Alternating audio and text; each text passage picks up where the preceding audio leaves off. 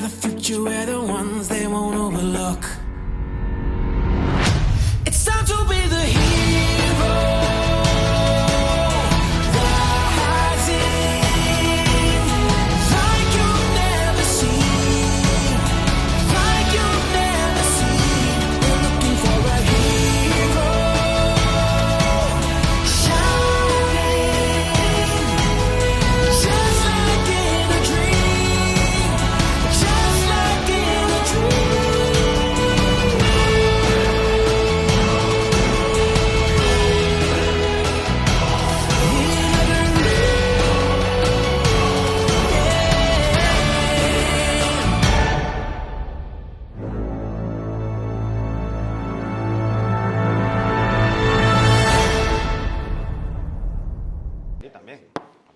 A ver, voy a empezar, porque lo importante aquí es él, no yo.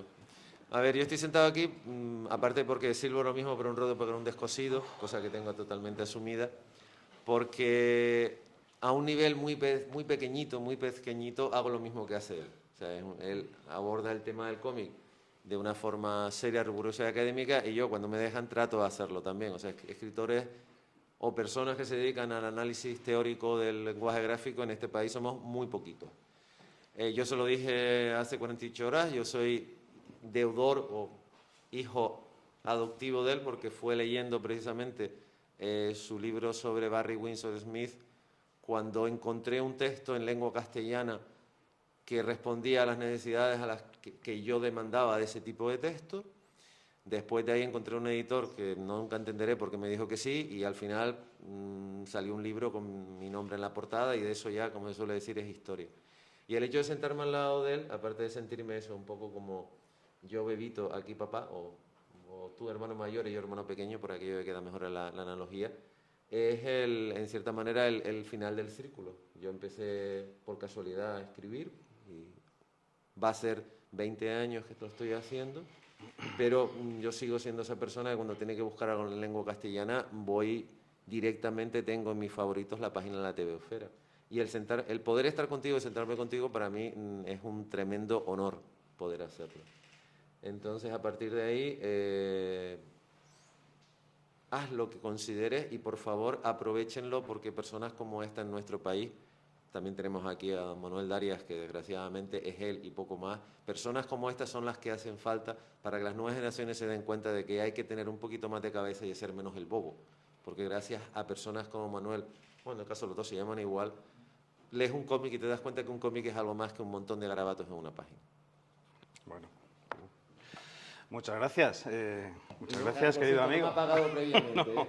Vamos a ver, yo tengo la teoría de que los divulgadores todos hacemos la misma función, que es opinar cuando no se nos pide opinión y querer sentar cátedra cuando no tenemos estatura moral para hacerlo. Y la diferencia entre un divulgador y otro es el tiempo. Es decir, yo he dedicado muchas horas a esto, más de las que estaban permitidas según la Convención de Ginebra, y por eso he hecho más trabajo. Pero no soy mejor ni peor que nadie, o eso creo yo, aunque, bueno, he leído muchos tebeos, eso es verdad. Hoy vengo aquí a darles una charla que puede ser un poco pesada, aviso, porque trata sobre las circunstancias que rodean a nuestro querido medio historieta en España.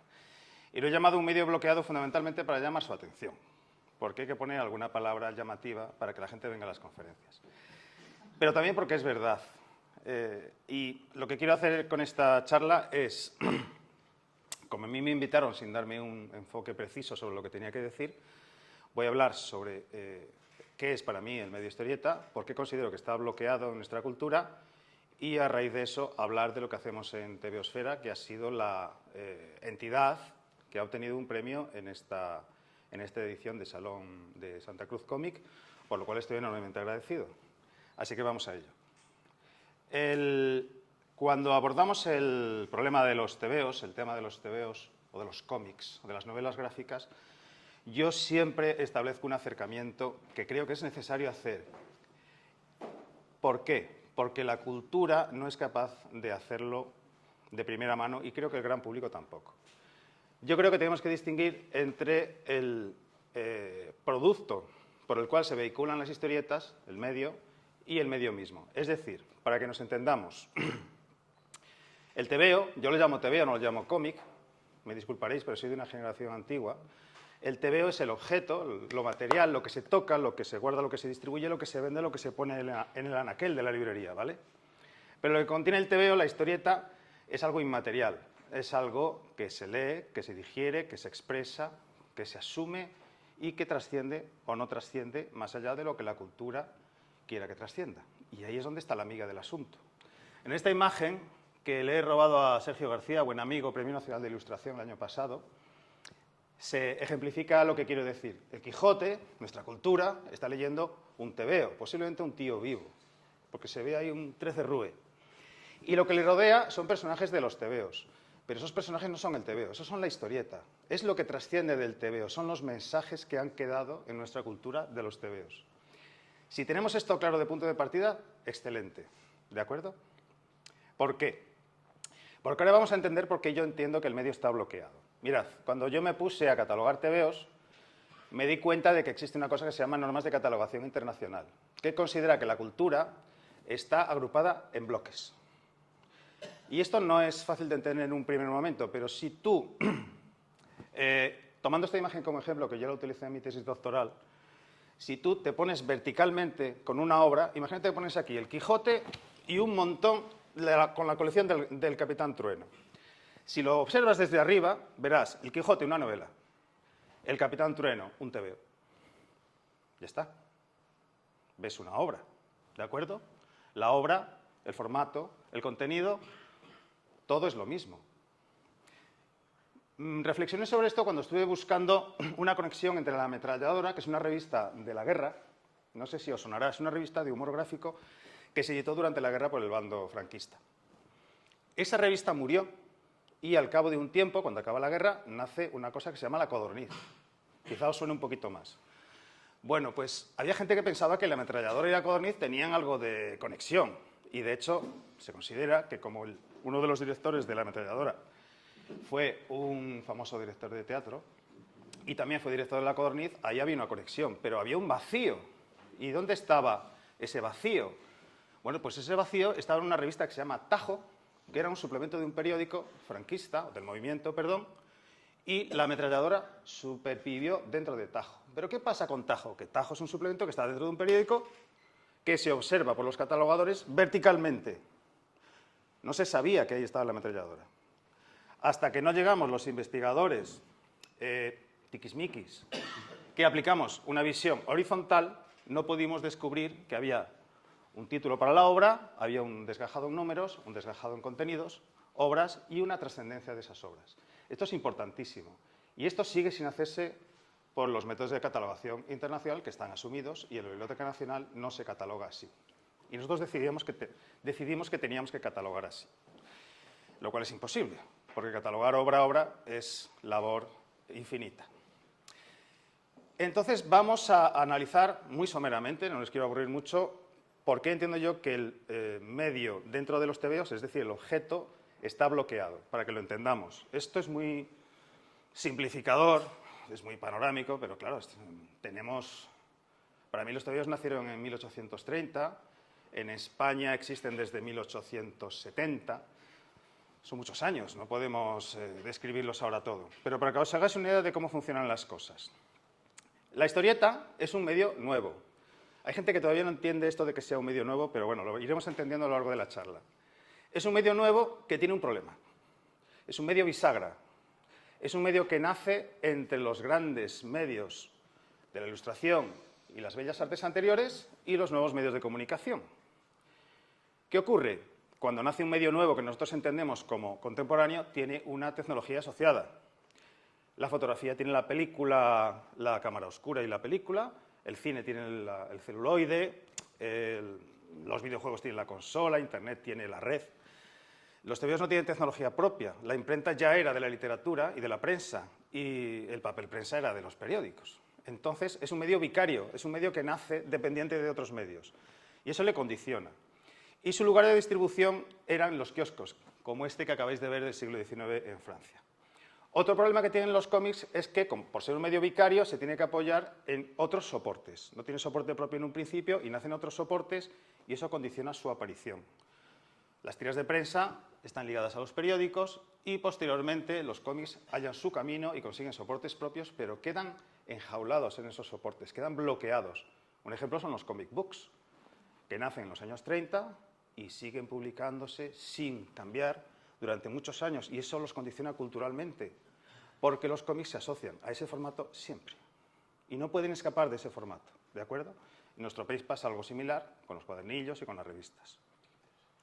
Otro problema que tienen los cómics es que en un principio el medio nace para la gente mayor, aunque no os lo creáis, esto es así. En el siglo XIX los cómics se dirigen a un público adulto burgués. Informe, eso es verdad. El editor no tenía ni idea de quién podía leer eso, a quién le podía gustar. Pero a partir de los años 10 y los años 20 se ve que a los niños les apetece mucho leer historias en dibujos y comienzan a dirigirlos exclusivamente para ellos. De manera que el objeto no solo tiene contenidos infantiles, sino que se termina infantilizando todo él. Y solo se hacen tebeos para niños. Con muchas excepciones, porque luego se hacen tebeos para jóvenes. Pero no se hacen tebeos para adultos, y eso es un problema. Y no se hacen durante un siglo, lo cual es triste. Y más adelante, en los años 40, en los años 50 sobre todo, lo que tenemos es una oferta fragmentada. ¿Por qué? Porque tenemos una inercia de productos que están ligados a un soporte concreto, dirigidos a un público concreto, y cuando intentan hacer adaptaciones de otras obras más densas, pongamos la Isla del Tesoro, que tampoco es que sea una obra de una enjundia intelectual enorme, tienen que servirla en fragmentos. Esto es un cuaderno que tiene la Isla del Tesoro, que tiene una parte de la Isla del Tesoro, pero no se publicaba un libro con una historieta de la Isla del Tesoro. En los años 40 no se hacía. Era imposible, porque la inercia comercial y cultural lo impedía. Por eso el medio estaba bloqueado. Aparte de eso, tenemos una historia editorial, industrial, de editores que no es que fueran muy valientes con la edición. No se arriesgaban mucho.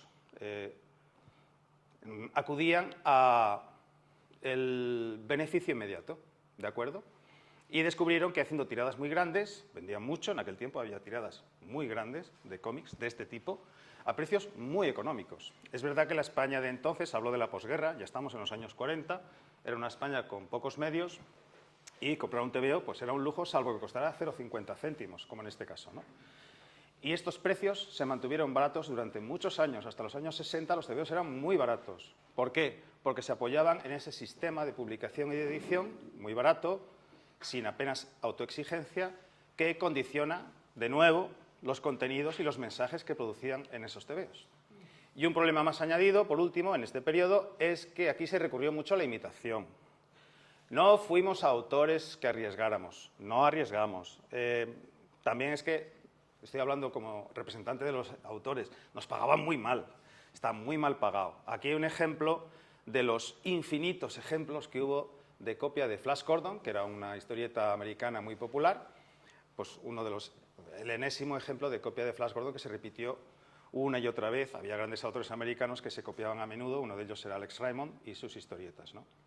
Entonces, esto nos lleva hasta casi el final de los años 60, ¿eh? La situación española de los TVOs está bloqueada por por ese conjunto de elementos. Por más, por supuesto, porque, insisto, esto es muy simplificador. Por lo tanto, nos encontramos con un formato bloqueado, no bloqueado en uno solo, ojo.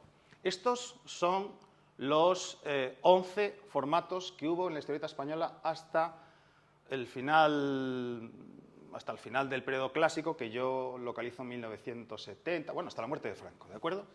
Está el formato periódico arriba y después van bajando en tamaño, ¿de acuerdo? Hasta el formato Stricchia, que es heredado de Italia, que era un formato chiquitito, muy pequeñito, como el ejemplo que os he puesto antes de 0,50 céntimos. Aquí hay TVOs, casi todos de ellos con grapa. Hay algunos libros, ojo, como son el cuadernito ese que está ahí abajo en medio, que era un cuaderno con lomo. En realidad es un cuaderno, lo que pasa es que no iba grapado y contenía historieta para jóvenes, pero lo obligaban a poner novelas gráficas porque había que decir que eran para adultos, porque si no la censura no dejaba publicarlos. Este de aquí es un ejemplo paradigmático, el de Fabiola, porque estos eran libros literarios que contenían historieta adjunta con la novela. Ofrecían al lector al mismo tiempo la novela y la historieta. Y en los años 50 llegaron los primeros libros de historieta per se, como el de Tintín. Eran libros en tapadura que todos conocéis. Si habéis visto algún álbum de Tintín, que supongo que sí, sabéis que eso es un libro, ¿de acuerdo? Y durante un tiempo esos eran los únicos libros de historieta que había en España, que afortunadamente, debido a la, para mí, incomprensible penetración de Tintín en el mundo, en la cultura occidental, pues funcionaron. Funcionaron durante un tiempo hasta que en los años 60 ya Bruguera y otros sellos comenzaron a publicar libros. Pero el problema que nos acompañó hasta los años 70 fue el de un tejido editorial que no supo tratar el medio. Siempre traigo a colación a Editorial Valenciana, porque Editorial Valenciana, para los que, no sé si alguno de aquí sois lectores de TVO clásico, Editorial Valenciana era un mito en su día, porque la editorial del Guerrero del Antifaz, de Roberto Alcázar y Pedrín, de muchísimos héroes de la aventura clásica española. Pero en realidad era un editor muy modesto, un editor que se dedicó a exprimir al máximo el TVO barato y que recicló una y otra vez lo mismo durante 30 años, sin pausa. Este ejemplo es un TVO de Roberto Alcázar y Pedrín de los años 60, ya con la portada en color, vertical, pero que sigue ofreciendo una historieta de la misma calidad, desde mi punto de vista, pobre, que ofrecía en los años 40. Es decir, el público, España había cambiado, el público había cambiado, los editores no cambiaban. Y esto supuso un problema. Todo cambia cuando llega el capitalismo, amigos. Sí. Los autores de cómics son de izquierdas, pero los editores son de derechas. Y solo ganan dinero, empiezan a ganar dinero cuando aplican las reglas del capitalismo a ultranza. Concretamente lo hace Bruguera como paradigma. Hay otros editores que lo hacen, Germán Plaza, después lo hace Planeta, y lo comienzan a hacer ya todos cuando a partir de los años 50, finales de los 50, España consigue abrirse económicamente. Ya sabéis, la guerra de Corea, la llegada del turismo, el boom económico español, Milagro, etcétera, etcétera, y Bruguera aplica este mecanismo y comienza a hacer una edición encadenada, en cascada, comienza a distribuir por Latinoamérica, a veces a escondidas, y gana mucho dinero. Gana mucho dinero, pero lo hace aplicando esquemas que ya hemos dicho que no eran muy allá, como es el del reciclaje constante, la reedición continua. En muchos de estos TVOs se hacían historietas nuevas, pero no se exigía a los autores que hicieran una historieta más elaborada o menos infantil. Se seguía haciendo lo mismo. Y se reciclaban una y otra vez los cómics, y supongo que lo sabéis porque en los años 70 los TVOs de Bruguera eran nuevos refritos de lo mismo una y otra vez. Era agotador, salvo excepciones, por supuesto. Y llegamos al problema de los años 70. Aquí comienza la caída. El TVO clásico español cae hasta el punto de que en los años 90, lo hemos comentado aquí en alguna cena, hubo algunos editores que en el Salón de Barcelona anunciaron la muerte del cómic español. Bueno, lo que querían decir es que la industria se había resentido muy notablemente. Y eso tuvo varias razones. Desde mi punto de vista, por 3 razones, aunque hubo más. Seguramente aquí, si abrimos un debate, me diréis alguna más. Una de ellas fue el kiosco. El kiosco comienza a aplicar una serie de medidas, el kiosco español, que era donde se vendían los TVOs. Los TVOs solo se vendían en los kioscos. Bueno, en alguna mercería también se vendían. Y en las editoriales que tenían puestos de venta. Pero los kioscos comienzan a aplicar unas normas nuevas que benefician casi exclusivamente a las publicaciones que llevan publicidad dentro de sus páginas. El mecanismo de control de la OJD, que nace por entonces, se aplica con rigor con los TVOs, porque la mayoría de los TVOs no llevan publicidad, porque cuesta dinero, porque necesitan más páginas, porque hay que buscar clientes. Bruguera sí lo aplica y sigue apareciendo en los kioscos, pero muchos TVOs dejan de aparecer en los kioscos. Más que nada porque hay otras publicaciones, como las revistas, o las revistas de modas y tal, que tienen muchísima publicidad en sus contenidos y dejan mayor beneficio al kiosquero. Entonces el kiosquero elige. Dice, esta revista, Telva, no sé si Telva empezó en los 70, me deja 5 pesetas por número que vendo, el TVO me deja 1 peseta. No pongo el TVO, pongo la revista. Y los TVOs comienzan a desaparecer paulatinamente hasta los años 90, ¿de acuerdo? Otro problema que tenemos es que a partir de cierto momento, como la industria del TVO se resiente mucho, los autores no encuentran sitio para publicar y comienzan a emigrar. Esto pasa desde los años 50 y se acelera en los 60. ¿Pero emigran físicamente? No, la mayoría emigran artísticamente. Siguen en España, pero trabajan para el mercado europeo, para Reino Unido, Alemania, Francia, etc. Y lo hacen a través de empresas solventes y sólidas y tal. Bueno, algunos sí, pero lo cierto es que las agencias que se encargaban de eso, que hubo unas cuantas, cerca de 15 o 20, eran en realidad pequeños talleres que se dedicaban a esa gestión y no eran precisamente unas empresas que permitieran a los autores enriquecerse demasiado y difundir su obra con un aprecio mínimo, porque estos autores hoy están completamente perdidos para la memoria. No sabemos dónde publicaron, no sabemos quiénes eran, no les dejaban firmar sus obras. Este es un problema que estamos intentando solventar, pero es muy difícil. Y por último, y esto puedo dar fe porque estuve allí, en los años 90 aún comprendemos que pese a que hay nuevos editores que comienzan a incorporarse al mundo del cómic, el mundo del cómic comienza a reflotar en los 90. ¿Por qué? Porque para los editores, es decir, para los capitalistas, es un negocio más. Si deja dinero, bien. Planeta comienza a editar TVOs en los años 80 y lanza muchos TVOs, de superhéroes casi todos, traducciones. Y Planeta es inmenso, ya es una empresa, es un conglomerado, ya no solo es una empresa editorial, es un conglomerado de editoriales. Este fenómeno de los conglomerados se extiende hasta nuestro siglo y ahora hay, digamos que 4 o 5 conglomerados que dominan todo el mercado editorial, lo cual es un poco temible porque son los que condicionan y controlan lo que la gente lee y lo que a la gente le gusta en conjunto. Pero en los años 90, que yo estuve trabajando para la Editorial Planeta, me citaron y cuando yo llegué, pues digo, oh, el edificio Editorial Planeta, voy a subir a la cúspide, que va, tuve que bajar al sótano. ¿Por qué? Porque los cómics se hacían en el Departamento de Publicaciones Populares, que todavía se llamaba así desde los años 70, y no querían cambiarle el nombre.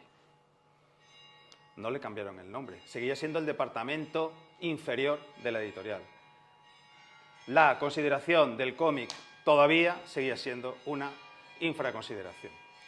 El medio seguía bloqueado 100 años después de haber nacido. Y pasamos ya a hablar rápidamente del otro apartado, de la parte inmaterial, de lo que contienen los TVOs, ¿vale? Y aquí es donde podemos empezar el debate, que es un debate que surge muy a menudo, ¿no? Es que la historieta, yo le llamo historieta, por cierto, no lo he dicho, hay gente que lo llama cómic, lo entiendo, pero yo lo llamo historieta porque historieta es una palabra española bellísima, que nace en torno al siglo XVII y XVIII. Historieta era una representación teatral pequeñita y así aparecía en la prensa española del siglo XVIII, y cuando comienzan a publicarse historias en recuadros, en la prensa se les llamaba historietas. Y esa es la razón por la cual luego se llamó historietas a las historietas genuinas. Por eso me gusta llamarlo historieta. En Latinoamérica lo llaman historieta y me encanta. Bueno, pues la historieta, el debate es siempre, ¿la historieta es arte? ¿Es literatura, puesto que ahora se hacen novelas gráficas? ¿Debemos considerar que es literatura? ¿Es audiovisual? Porque ya está, es transmedia, ¿no? Esto de la transmedialidad se ha puesto de moda una cosa... ¿Es transmedial o es meramente un entretenimiento? Como sigue considerando la cultura oficial, por cierto. He traído el ejemplo de Watchmen, porque Watchmen, han ido pasando las diapositivas, no sé si conocéis Watchmen, supongo que sí porque lo habréis visto en un anuncio en la tele o la película o algo. Watchmen es un TVO de superhéroes que nace en un TVO de grapa que se sirve mes tras mes. Es un cómic tradicional que se sirve por entregas.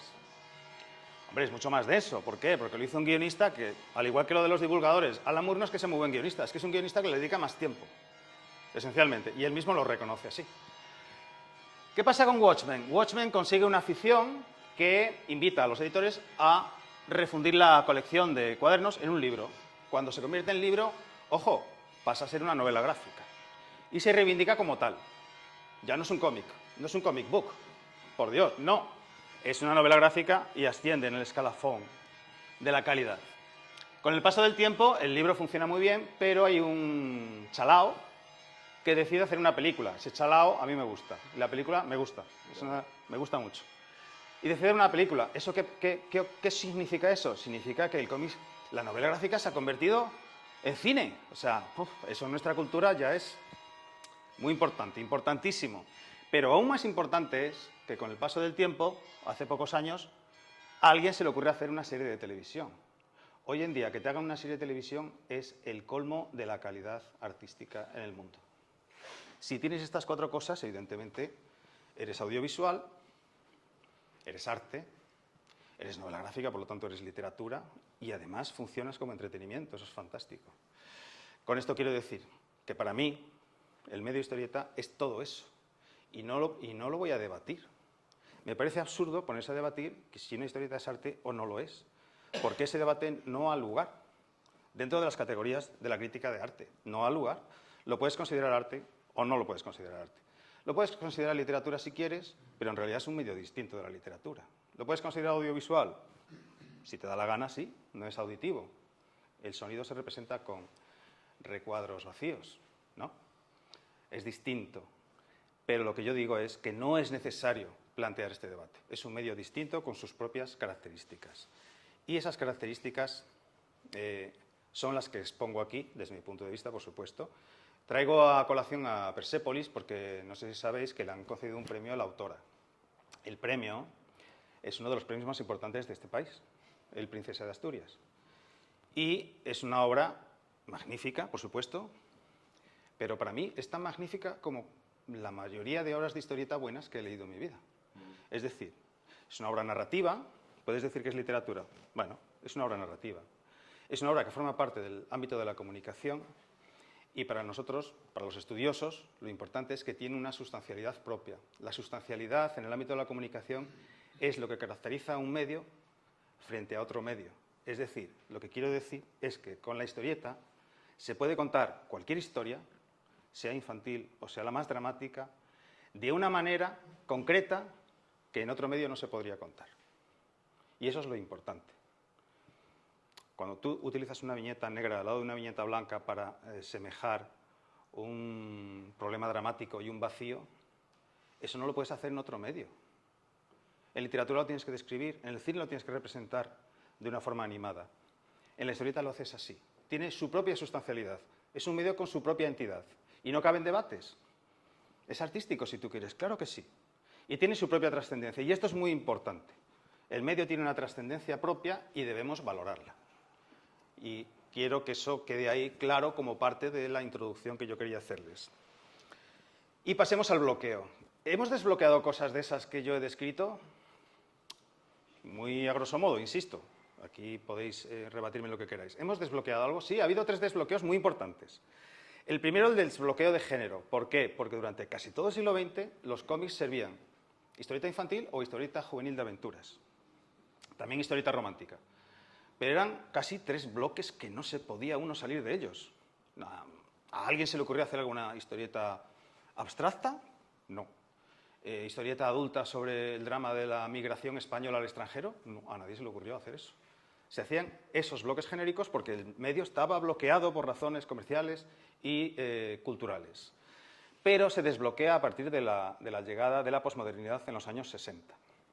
Este desbloqueo no lo hacen los editores ni los autores desde mi punto de vista, me lo podéis rebatir si queréis. Es decir, no son los autores que dicen, estoy harto de hacer esto, vamos a hacer historieta más mejor. No. Esto ocurre porque hay una transformación general de la cultura y el concepto de héroe y de aventura se diluye, se deconstruye. Habréis oído hablar del héroe deconstruido. Eso comienza a partir del año 68, en los años 70 comienza ese problema. Entonces, ¿qué ocurre? Hay editores inteligentes que lo aprovechan y mantienen a los héroes.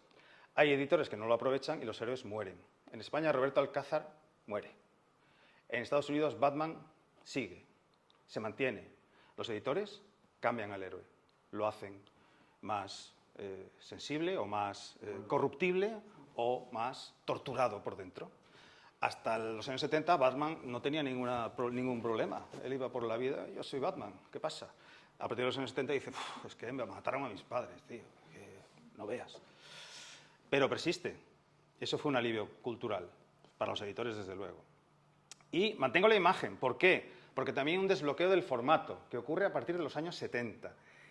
Y entre otras razones, yo creo que una de las fundamentales es por la creación de un código internacional que se llama ISBN.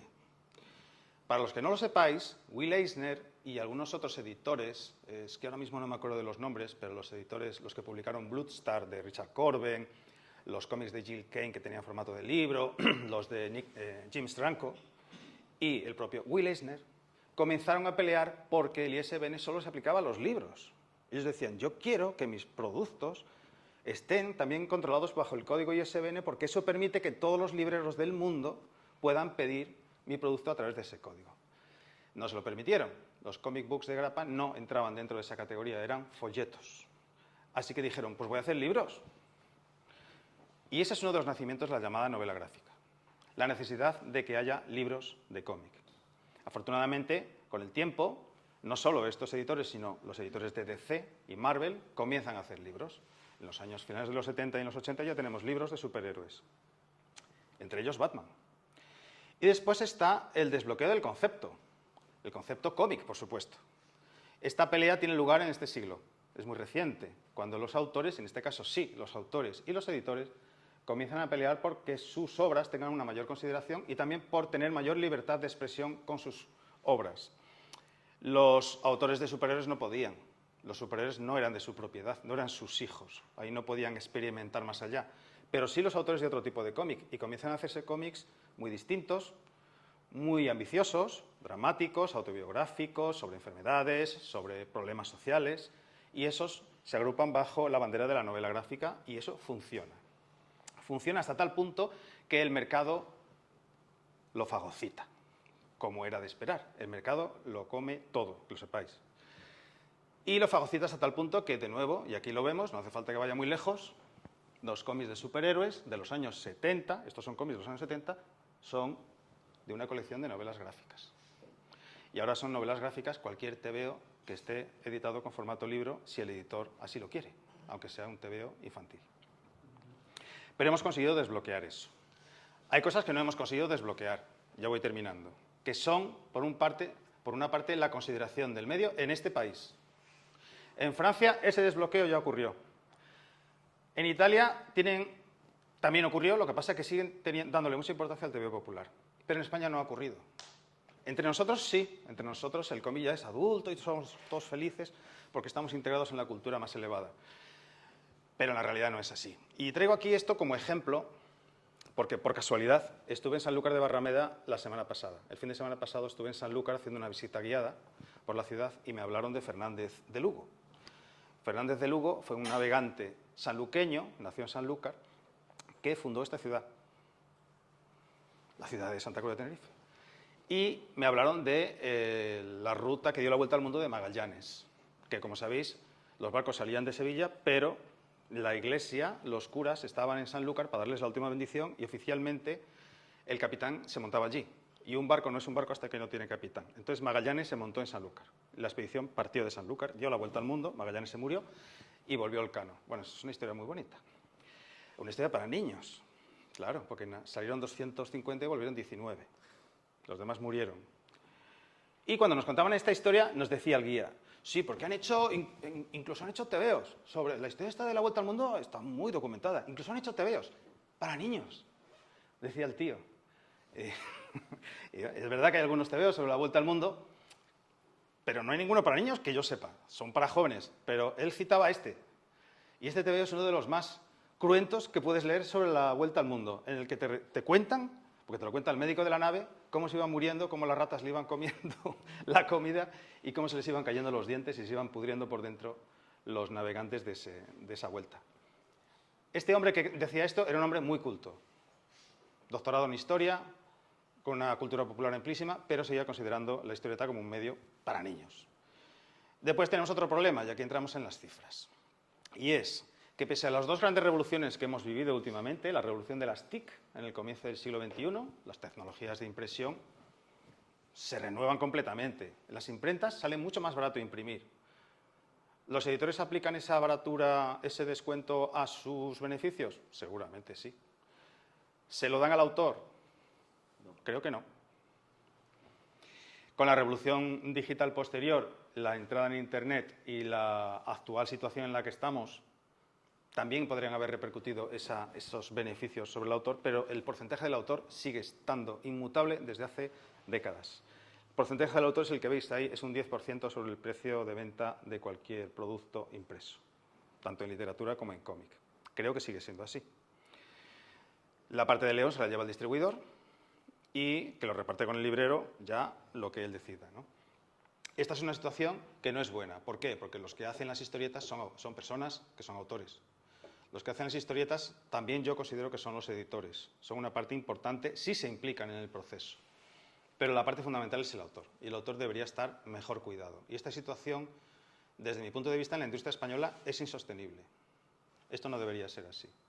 Por otro lado, tenemos un problema en España, que aparte de que la cultura oficial considera aún la historieta como bloqueada o la tiene bloqueada, tenemos un problema singular que es el de que en España no leemos cómics nuestros. Y os doy 3 datos. 1. En España hay mucho TVO español durante el franquismo. ¿Por qué? Porque había una autarquía cultural que no cesa poco antes de que muera Franco. De modo que hasta 1989, y esto está comprobado rigurosamente en TVOsfera, hasta 1989 la mayor parte de los TVOs que se leían en España se hacían en España por autores españoles.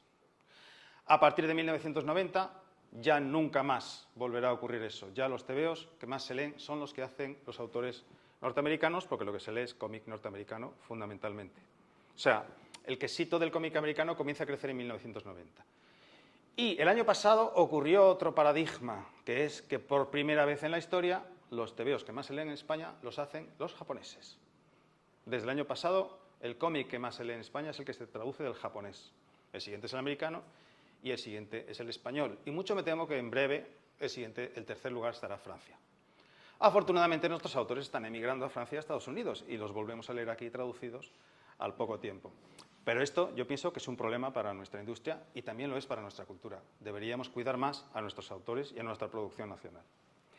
Y el último problema, que es el insalvable, desde mi punto de vista, yo todavía no he buscado una manera de cómo solventar esto, es el de los lectores.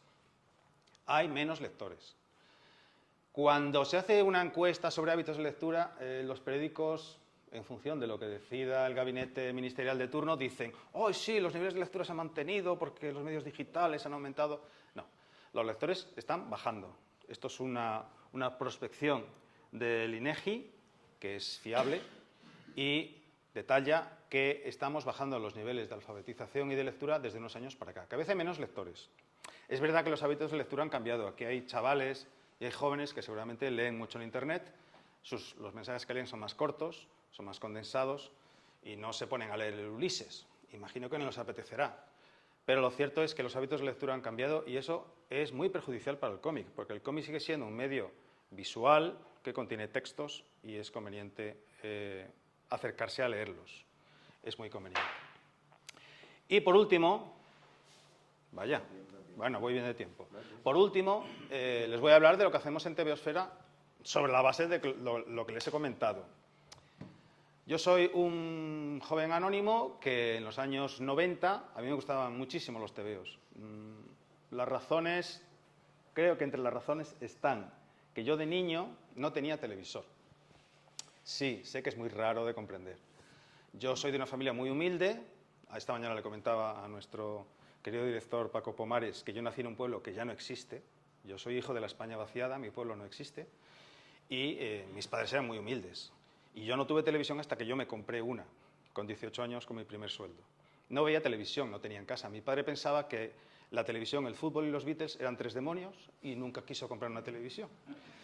Es la verdad. Entonces, yo tuve la gran fortuna de que un vecino del tercero y una vecina del edificio al lado eran coleccionistas de TVOs. Y para entretenerme me dejaban sus TVOs. El coleccionista de aquí era de una edad, bueno, normal, y leía TVOs de Bruguera. Y la coleccionista de aquí era una mujer mayor y tenía TVOs de cuentos de hadas. Y yo me empapé de leer TVOs los años 40 y 50 cuando era niño. Y eso supongo que me quedó y seguí leyendo TVOs toda mi vida. Y cuando en los años 90 decido que quiero dedicarme al mundo del TVO, a dibujar, yo quería ser dibujante, claro, todos los teóricos somos dibujantes frustrados. Quería editar, quería escribir, bueno, en fin, lo que fuera. Entonces, en 1992 decidí ponerme a trabajar en el mundo del TVO y me puse a estudiar todo lo que podía. Y me di cuenta de que en España, por las razones que yo les había comentado, teníamos una gran carencia, una gran infravaloración cultural del TVO. No había un catálogo riguroso, había catálogos, pero no eran rigurosos. Nosotros hemos catalogado casi el doble de lo que había en los catálogos previos que se publicaron en España. No había estudios sobre el cómic desde el enfoque académico, había muy pocos. Hacía falta una labor ahí, y nos pusimos a trabajar en el proyecto de TVOsfera. Empezamos 3 o 4 personas, se sumaron varias de Sevilla, luego hicimos una asociación y se sumaron varias de España, y luego hemos conseguido convencer a algunos de otros países para que nos ayuden a catalogar lo español fuera de España. México, Argentina, Francia, Bélgica, Brasil, etc. Es decir, nuestra intención era reconocer el medio, reconocerlo como lo que os he dicho antes, un medio de comunicación con entidad cultural plena, con entidad artística plena y capaz de contar cualquier historia, de cualquier tipo, en cualquier ámbito, a la misma altura que cualquier otro medio. Para ello decidimos que había que hacer una publicación que incluyera un catálogo y una revista en la que se publicaran artículos. Esto nunca se ha comprendido, porque en Internet culturalmente también está bloqueado, ¿eh? Cuando la gente entra a Internet dicen, esto es para esto, esta página web es para esto, y solo es para esto, no es para otra cosa. Cuando entra en TVOsfera dicen, bueno, ¿esto qué es? ¿Un catálogo o una revista? ¿O qué? Son las dos cosas. Son las dos cosas en la misma plataforma. Ha tenido 3 épocas, ahí están las 3 caras, esta es la última, que ya trabaja sobre un conjunto de bases de datos anidadas porque se ha hecho tan grande que es imposible manejarla como una página web normal. Así que tenemos una programación que atendemos todas las semanas. Y hacemos un catálogo. Y es un catálogo horizontal. Ojo, nosotros no somos la Biblioteca Nacional, que te dice, Duguarín, revista 166 números, infantil, número del primer número, registro del primer número, y ya está. Y los autores, y las series, y su importancia, y su trascendencia, y los ilustradores, y los directores de la publicación. Nosotros hacemos una catalogación horizontal. Estamos en ello, no está hecha. Hay mucho trabajo por hacer. También intentamos que nuestra revista sea académica. Estamos ahora mismo en 7 referís, es decir, 7 agrupaciones que se dedican a analizar la calidad de nuestros escritos y estamos considerados revista académica. Pero nosotros somos muy tramposos y publicamos artículos sobre todo. O sea, no publicamos artículos solamente sobre la semiología de la narrativa feminista, no. Publicamos artículos sobre Beaumont, que dibujó el Capitán Trueno. Y es un artículo divulgativo, no es académico. Publicamos reseñas, publicamos artículos sobre la sátira gráfica, publicamos también artículos mucho más enjundiosos, intentamos que sean rigurosos, los corregimos 101 veces cada uno, intentamos que las reseñas bibliográficas se ajusten a la norma y todo eso, pero es una revista académica y llevamos cerca de 2000 artículos publicados. Hay pocas publicaciones en España que hayan aportado tantos textos académicos o de corte académico sobre historieta. Una cosa muy importante, nosotros nos parece fundamental biografiar a los autores de cómic español. Traigo este ejemplo aquí, un poco tardío, porque al señor Millares, en la Fundación Cine Más Cómics lo tienen más que contemplado. Eduardo Millares es un humorista gráfico canario que firmaba Choujua. Hemos hecho una ficha de él en la que nos ha ayudado su hijo y las fichas que hacemos en TVOsfera suelen ser de ese tipo. Hacemos una reseña biográfica, aportamos muestras y toda la información que podemos. Y aparte nos interesa mucho la labor de los editores, es muy importante para conocer cómo ha evolucionado nuestra industria. Esta revista que veis aquí, que se llama Choujua, es una revista canaria. Esta revista canaria, hasta que nosotros la catalogamos en TVOsfera, en España no se conocía en absoluto. En Canarias seguramente sí, aunque, bueno, no todo el mundo. Pero nos preocupa muchísimo hacer eso con cualquier publicación. Tenga la entidad cultural que tenga o la valoración que tenga, nos da igual. Catalogamos el fanzine más ínfimo. Incluso aunque sea proetarra o fascista o pornográfico, da igual. Forma parte de la cultura gráfica española.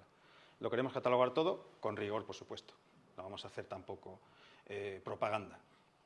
Otra cosa que hacemos muy importante, desde mi punto de vista, es que dejamos constancia de las promociones.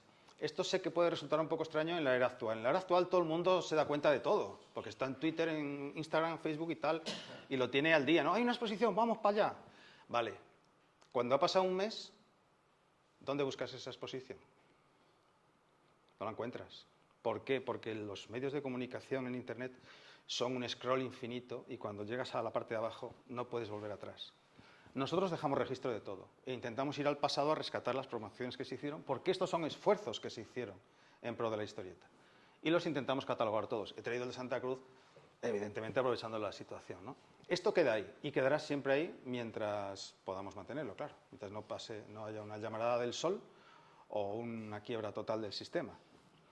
Y se mantiene esto y se mantiene todo del pasado, y eso es muy importante. Y también hacemos, finalmente, y no les aburro mucho más, una serie de vinculaciones entre nuestras fichas para que la gente comprenda que los tebeos forman parte de la cultura. Me explico. Nosotros publicamos fichas de tebeos, ¿vale? Y con la ficha de tebeo, pues tú tienes ahí, vale, es un producto comercial. De hecho, nos han llamado algún abogado para decirnos que si nosotros estamos beneficiándonos porque ponemos el precio de los tebeos en la web. Y nos querían denunciar. Digo, señora, estamos informando. Bueno, la ficha del tebeo no va más allá de la novedad para mucha gente. Una vez que se ha publicado un tebeo, dicen, ah, vale, se ha publicado. Al cabo de 2 meses ya no te importa un carajo, la verdad. Pero si el tebeo trata sobre la anorexia, es interesante, porque si alguien quiere volver a saber qué tebeos han tratado el tema de la anorexia, es importante saber cuáles. Nosotros añadimos una serie de etiquetas en todos los tebeos que podemos. De manera que aquí está la lista de etiquetados, ¿vale?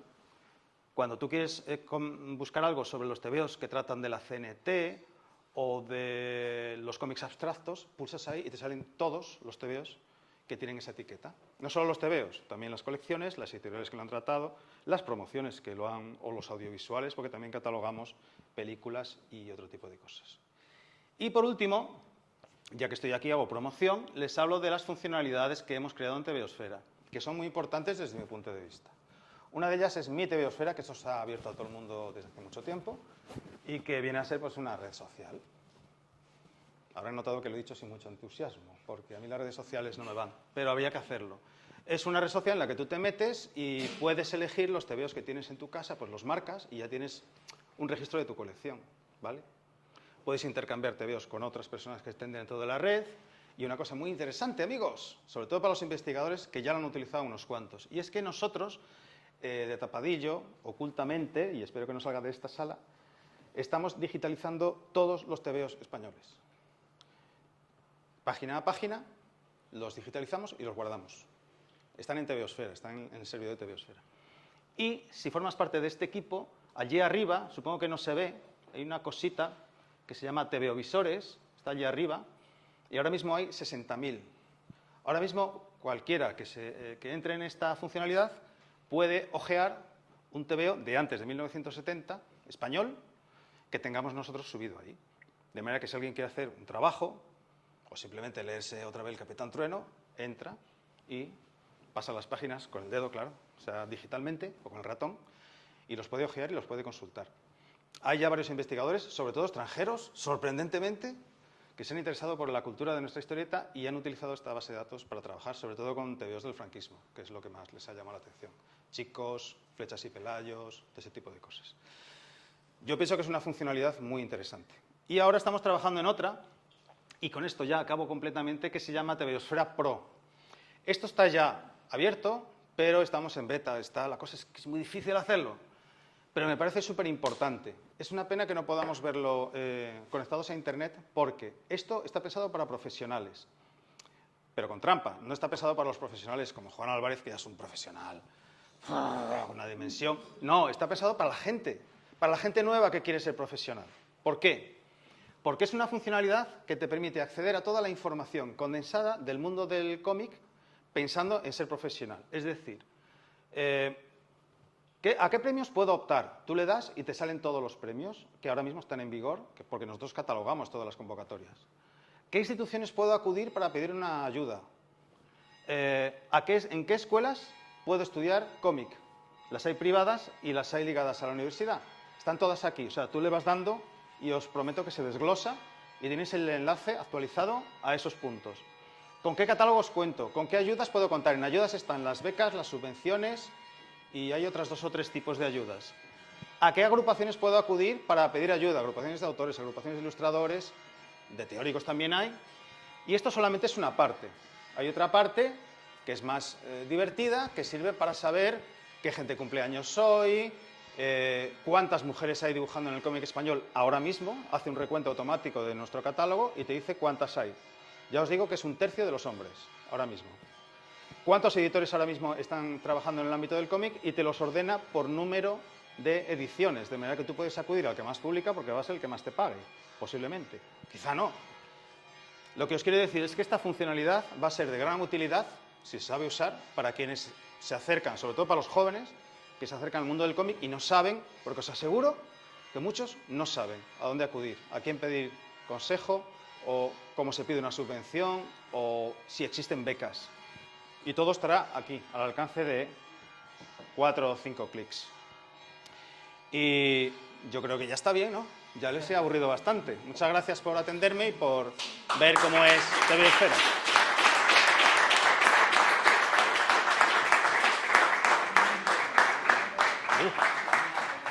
A ver, yo no voy a añadir nada más. Si alguien quiere preguntar algo, tienen Tardísimo. 2 minutos, pero yo creo que ya más o menos, no sé, ya... Dale el micrófono. ¿Le dais el...? Ya, pero quieren que se quede grabada. ¿Cómo se entra a esta última página? Pues es muy sencillo. Pones pro.tvosfera.com.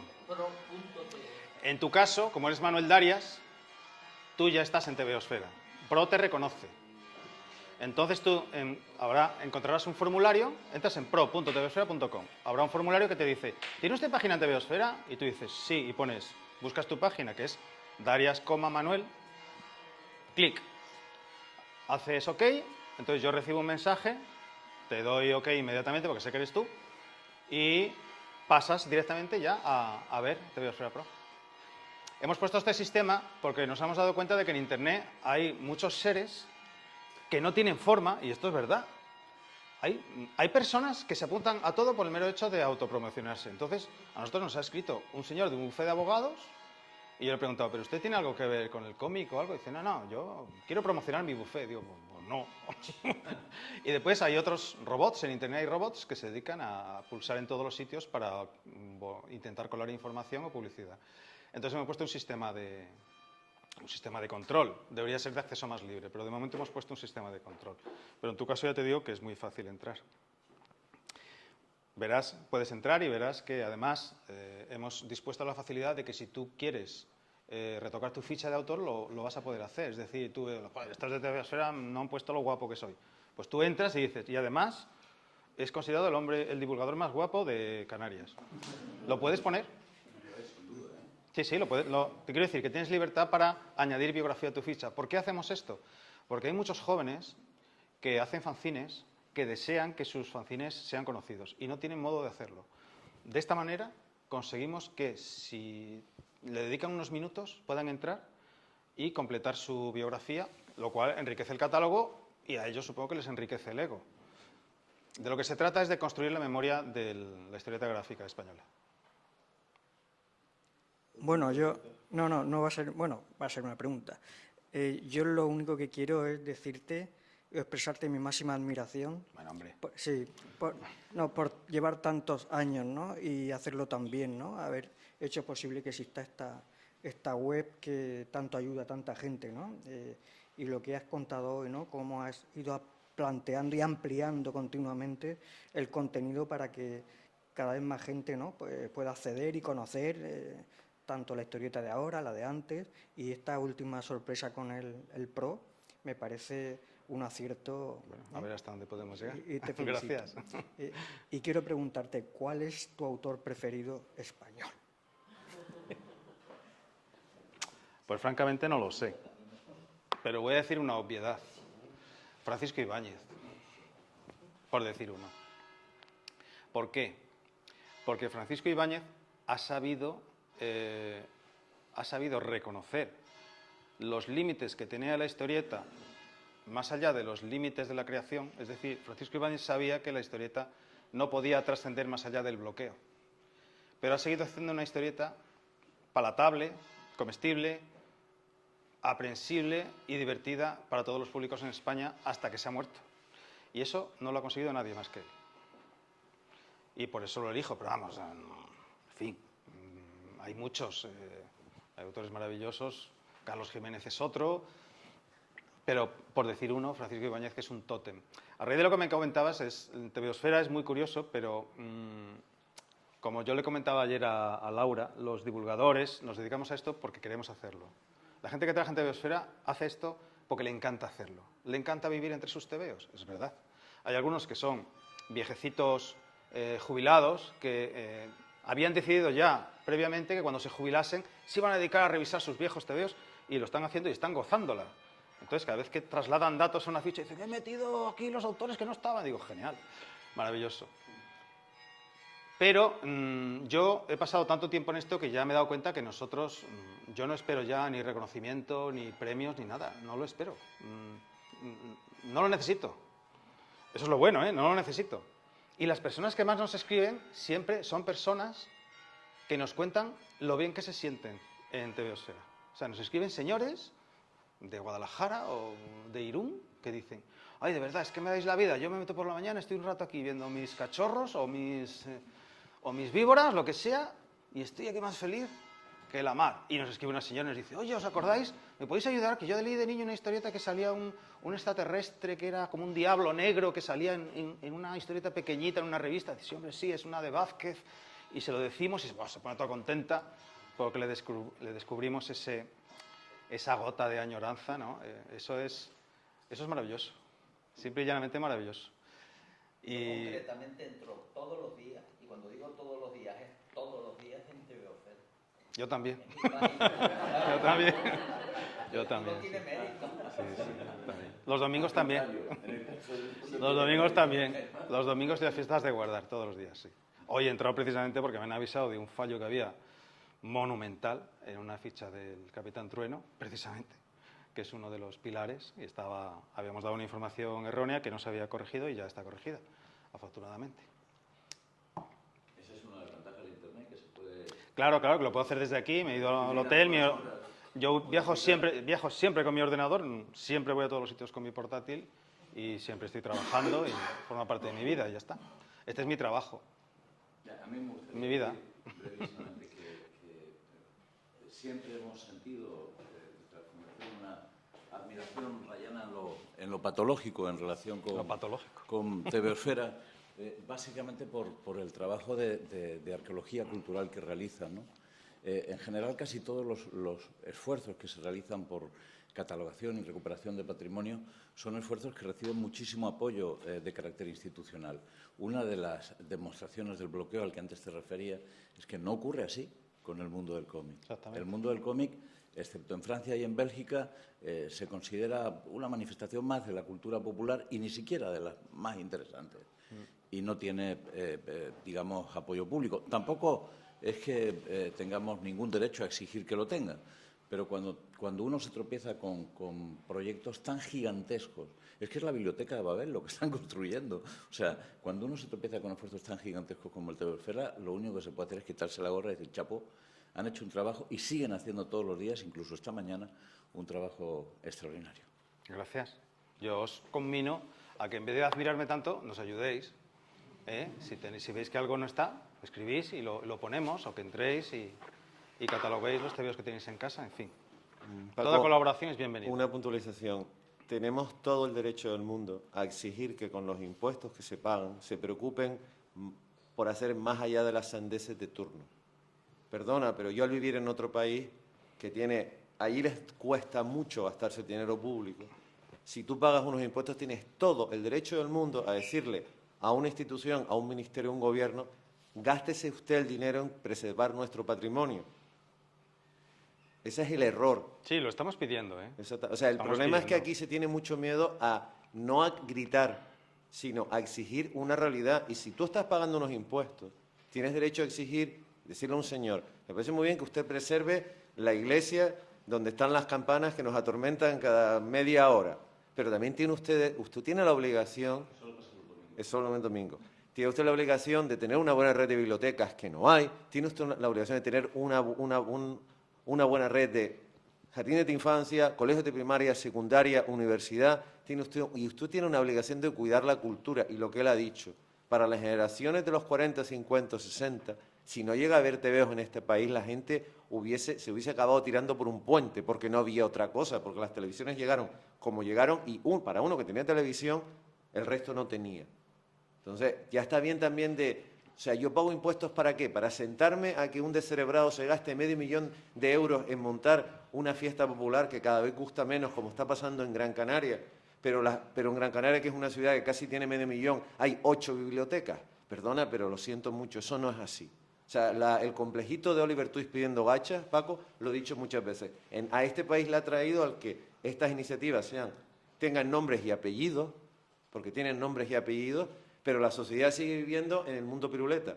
Y yo lo siento, la gente cuando sale a cenar no habla de la crítica de la razón pura, de Immanuel Kant. Habla de la serie de televisión que ha visto, habla de la película que ha visto, del cómic que se leyó.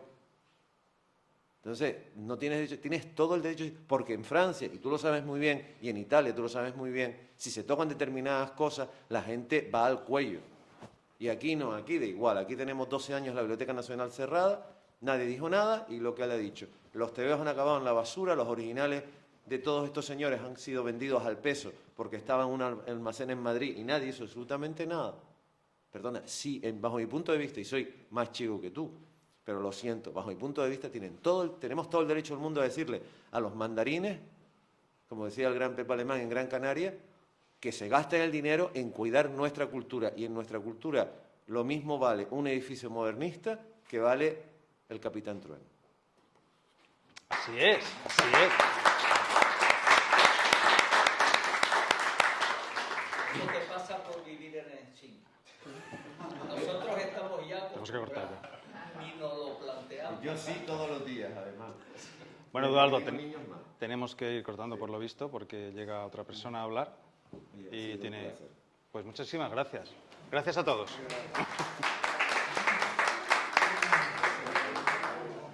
¿Cómo se apaga esto? No puede.